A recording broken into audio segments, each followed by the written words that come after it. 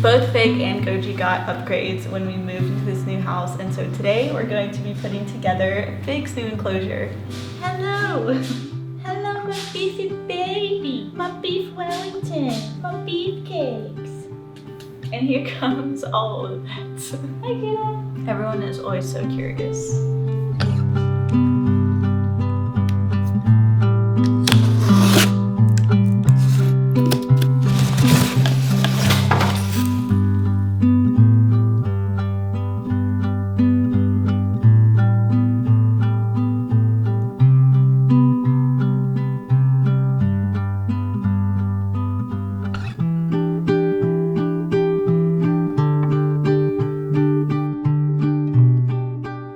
It is officially the next day. I've finished putting together his enclosure. You might be thinking to yourself, Chas, that looks like a dog. Oh my gosh.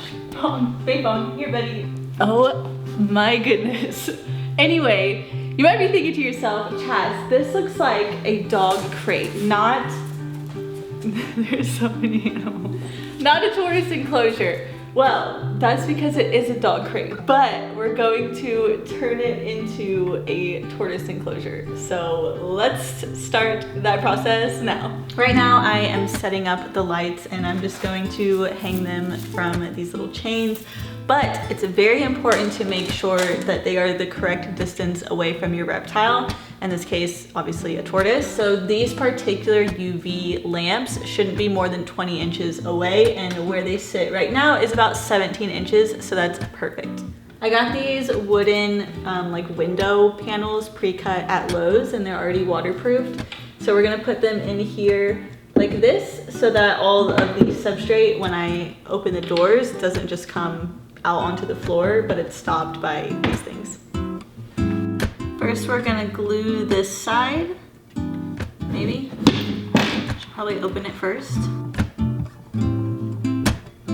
Okay, I don't know how well this is going. Like so. Now to... All right, we got those glued and screwed in. Now the last thing that there is to do is waterproof all of this, and we're going to do that with pond safe non-toxic epoxy. Now this says clear, so it better dry on clear. For the substrate, we're going to fill it with these cocoa coir bricks. I don't know if I'm saying that correctly. Cocoa coir. Anyway, it's basically a brick of coconut husk, so we need to soak it in water so that it expands. I also wanted to mention, if you use this for a substrate, you make sure you keep it moist because it can be really dehydrating, but it is a great substrate to use otherwise.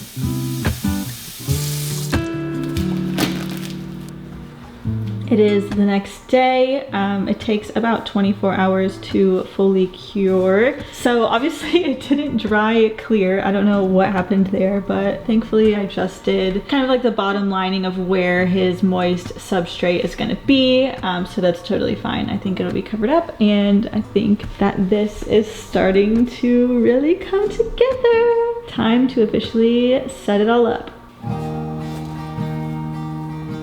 There's not really a lot of cons to using coconut husk as a substrate.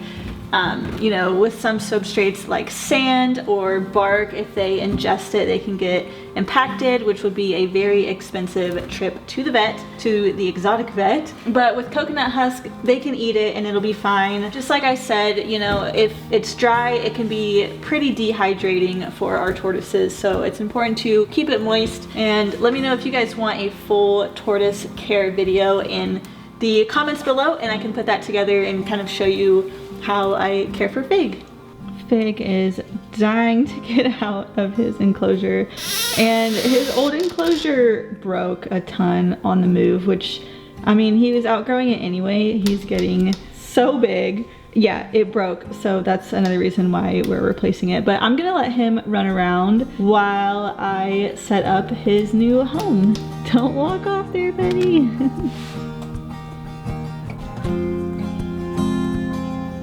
Perfect. Watch, he's gonna try to bite me. He's thinking about it. Big is getting so big. Oh my goodness.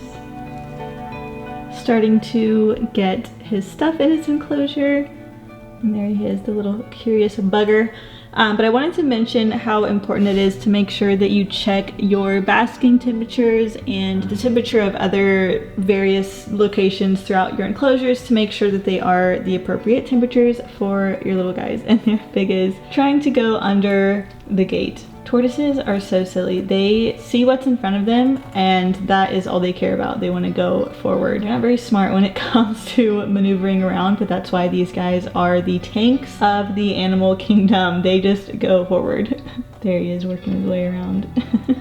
After adding all of his substrate, I obviously added a couple of hides for him, a couple of slates. This helps keep his nails trimmed. And then I also stapled these fake vines to give him some greenery and then some extra places to hide. Here Fig is enjoying it.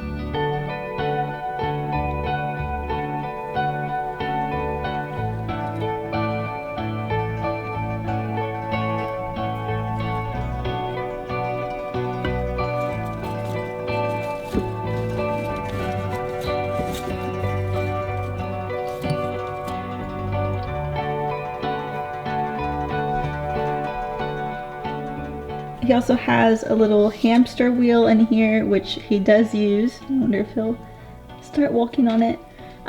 But this is actually really great enrichment for a tortoise. It was really easy to teach him how to use it. Let me know if you guys want a whole video on tortoise enrichment. But yeah, I'm also obsessed with this food drawer. His old food dishes used to attract bugs in his substrate. But now with this, I'm able to just keep his food away from his actual substrate. It's on this. I'm able to clean it really easily every single day. Right now it's really messy.